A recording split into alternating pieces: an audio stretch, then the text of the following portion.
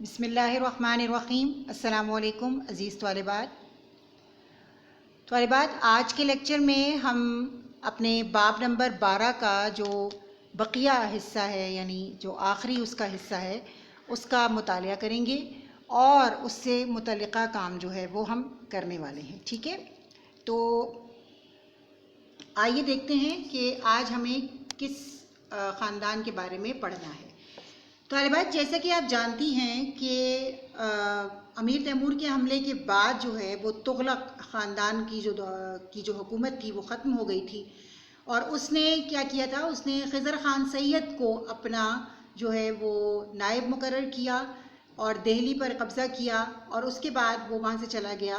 لیکن خضر خان سید نے دہلی پر قبضہ کرنے کے بعد اپنی جو ہے وہ مستحکم حکومت وہاں قائم نہیں کی، اور اس کی جو کمزوریاں تھیں جس کی وجہ سے، اس کی ان کمزوریوں کی وجہ سے وہ کیا ہوا، ناکام ہوا، اور اس کی ناکامی سے جو کس نے فائدہ اٹھایا وہ تھے لودھی خاندان، یعنی اس کی سلطنت کا خاتمہ کس کے ہاتھوں ہوا؟ لودھی خاندان کے ہاتھوں ہوا۔ تو آئیے آج ہم دیکھتے ہیں کہ لودھی خاندان کا دور حکومت جو ہے وہ کہاں سے شروع ہو کر کہاں پر ختم ہوتا ہے۔ لودھی خاندان کا دور حکومت سن 1451 یعنی 1451 سے لے کر 1526 یعنی 1526 پر ختم ہوتا ہے۔ ٹھیک ہے، اس کا سب سے پہلا بادشاہ جو تھا وہ کون تھا؟ وہ تھا بہلول لودھی، جس کا دور حکومت شروع ہوتا ہے سن 1451 سے لے کر سن 1488 تک۔ ٹھیک ہے طالبات، آئیے دیکھتے ہیں کہ اس کے دور حکومت میں کیا جو ہے وہ کارنامے ہوئے، کیا کیا کام ہوئے۔ سیدوں کی حکومت کے بعد ہندوستان میں لودھی خاندان کی حکومت قائم ہوئی۔ یہ افغان تاجر تھے۔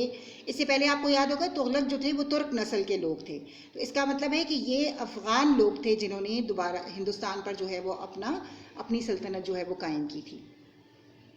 تو یہ افغان تاجر تھے جو اس ملک میں تجارت کی غرض سے آئے تھے۔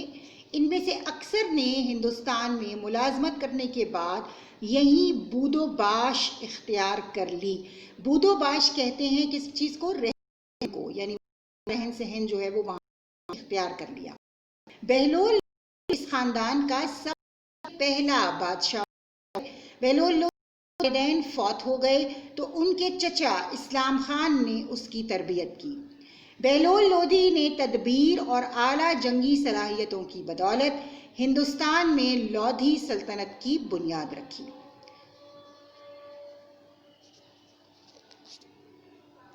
ٹھیک ہے، جب وہ تخت دہلی پر بیٹھا تو دہلی سلطنت کی حدود پالم تک محدود تھی، یعنی پالم ایک جگہ کا نام تھا جس پر اس کی جو سلطنت تھی وہ پالم تک محدود تھی۔ لیکن جب وہ دنیا سے رخصت ہوا تو اس کی سرحدیں بہار تک وسیع ہو چکی تھی، یعنی اس کی سلطنت کا جو دائرہ کار تھا وہ کہاں تک وسیع ہو چکا تھا؟ بہار تک۔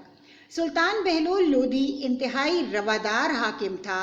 اس نے سلطنت دہلی میں بہت سے راجپوت سرداروں کو اعلیٰ عہدے دیے۔ یہ بہتر تعلقات صرف ہندو امراء، جاگیرداروں اور راجاؤں تک محدود نہ تھے، بلکہ وہ اپنی ہندو رعایا کا بھی بہت خیال رکھتا تھا، یعنی مسلمانوں کے ساتھ ساتھ وہ ہندوؤں کا بھی خاص طور پر خیال رکھتا تھا۔ دوسرا بادشاہ جو ہے وہ ہے سکندر لودھی۔ ٹھیک ہے، سکندر لودھی سن 1488 سے لے کر 1517 تک حکمران رہا۔ سکندر لودھی کا اصل نام نظام خان تھا۔ نظام خان کو اس کے باپ بہلول لودھی نے اپنا جانشین نامزد کیا تھا، یعنی جب باپ مرنے لگا تو اس نے اپنی جگہ پر اپنے بیٹے سکندر لودھی کو جو ہے وہ بادشاہ مقرر کیا۔ مگر بہلول لودھی کی وفات کے بعد افغان امراء نے اس کی جانشینی کا مسئلہ کھڑا کر دیا۔ نظام خان نے مختلف مخالفتوں کے باوجود سکندر شاہ کا لقب اختیار کر کے تاج شاہی اپنے سر پر سجا لیا۔ سکندر لودھی نے اپنی جانشینی کے فیصلے کو درست ثابت کیا، اپنے عہد حکومت میں مخالف قوتوں کو اپنے راستے سے ہٹا دیا، حدود سلطنت میں اضافہ کیا اور ساتھ ہی افغان امراء کو جھکنے پر مجبور کر دیا۔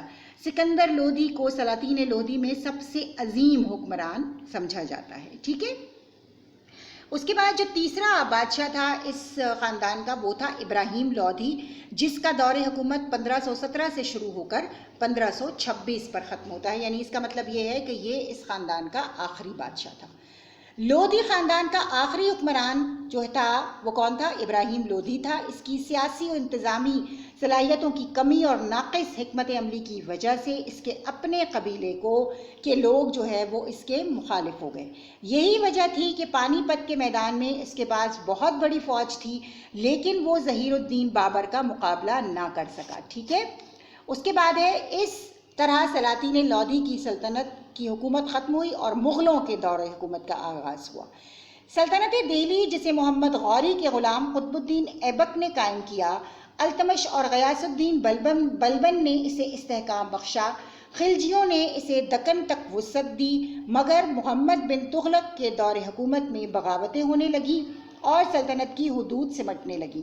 محمد بن تغلق کے بعد فیروز شاہ تغلق آیا، جو ایک کمزور حکمران ثابت ہوا اور سلطنت کے انتشار کو قابو نہ کر سکا۔ اس کا زوال تیز ہو گیا۔ امیر تیمور کے حملے نے رہی صحیح کسر بھی پوری کر دی۔ تغلق کے بعد سید اور سید کے بعد لودھی برسر اقتدار آئے، مگر وہ اندرونی خلفشار اور بدنظمی کو نہ روک سکے۔ مغلوں نے اس اندرونی بدنظمی سے فائدہ اٹھایا۔ ظہیر الدین بابر نے 1526 کو پانی پت کے میدان میں ابراہیم لودھی کو شکست دے کر مغلیہ حکومت کی بنیاد رکھی۔ یوں بر صغیر میں حکومت کے ایک نئے دور کا آغاز ہوا۔ ٹھیک ہے میرا بیٹا، تو اس طرح یہ آپ کا چیپٹر جو ہے وہ آج مکمل ہو گیا ہے۔ اس چیپٹر کے تمام سوالات ہم کر چکے ہیں، سوائے اس کے ایک سوال کے جو اس کا آخری سوال ہے، ٹھیک ہے، اور وہ ہے سوال نمبر 5، ابراہیم لودھی کیوں ایک ناکام حکمران ثابت ہوا؟ ٹھیک ہے، تو اس سوال کا جواب جو ہے وہ آپ کو کہاں پر ملے گا؟ وہ یہاں پر ملے گا، صفحہ نمبر 93 پر دیکھیے۔ لودھی خاندان کا آخری حکمران ابراہیم لودھی تھا۔ اس کی انتظامی اور سیاسی صلاحیتوں کی کمی اور ناقص حکمت عملی کی وجہ سے یہاں سے لے کر جو ہے آپ یہاں تک مغلوں کے دور کا آغاز ہوا، یہاں تک اس کا جواب آپ لکھیں گے۔ ٹھیک ہے، سمجھ میں آ گئی؟ آئیے آپ کو جرنل پر بھی دکھا دیتی ہوں تاکہ آپ لوگوں کو سمجھ میں آ جائے، بلکہ اس کو یہاں تک کر لیں، میرے خیال میں مخالف ہو گئے تک کر بھی کر لیں گے تو کافی ہو جائے گا، کیونکہ انہوں نے صرف ہم سے ابراہیم لودھی کی ناکامی کی وجوہات پوچھی ہیں۔ تو ہم کیا لکھیں گے؟ لودھی خاندان کا آخری حکمران ابراہیم لودھی تھا۔ اس کی انتظامی اور سیاسی صلاحیتوں کی کمی اور ناقص حکمت عملی کی وجہ سے اس کے اپنے قبیلے کے لوگ اس کے مخالف ہو گئے۔ بس یہ اس بات کا مطلب اس کی وجہ ہے جس کی وجہ سے وہ ایک ناکام حکمران جو ہے وہ ثابت ہوا تھا۔ اس کے ساتھ ہی تو والے بات، یہ آپ کا جو کتاب کا کام ہے یہ مکمل ہو چکا ہے۔ اس سوال کو آپ اپنے جرنلز میں کر لیجئے گا۔ اب اگلی لیکچر کے لیے آپ کو کرنا یہ ہے کہ آپ کے پاس PDF میں جو ورک شیٹس موجود ہیں، ٹھیک ہے، جو ورک شیٹس آپ کو ملی ہیں ان ورک شیٹس کے آپ نے پرنٹ آؤٹ جو ہے وہ نکلوا لینے ہیں۔ ان پرنٹ آؤٹس پر انشاءاللہ اگلے لیکچر سے ہم ان پر کام شروع کریں گے۔ انہی جو ہے ورک شیٹس کے اوپر کام ہوگا، یعنی وہ کام آپ کو جرنل میں نہیں کرنا ہوگا۔ جرنل میں بس یہاں تک کا کام آپ کو کرنا تھا، اس کے بعد آپ کا کام ختم ہو جائے گا۔ اب آپ کو ورک شیٹ کا کام کرنا ہے، تو اگلی ویڈیو سے پہلے آپ کوشش کیجئے گا کہ آپ جو ہے ان ورک شیٹس کے پرنٹ آؤٹس جو ہے وہ آپ نکلوا کر اپنے پاس رکھ لیں۔ انشاءاللہ اگلی کلاس سے ہم جو ہے وہ ان کا کام شروع کریں گے۔ تب تک کے لیے اپنی معلمہ کو اجازت دیجیے۔ فی امان اللہ۔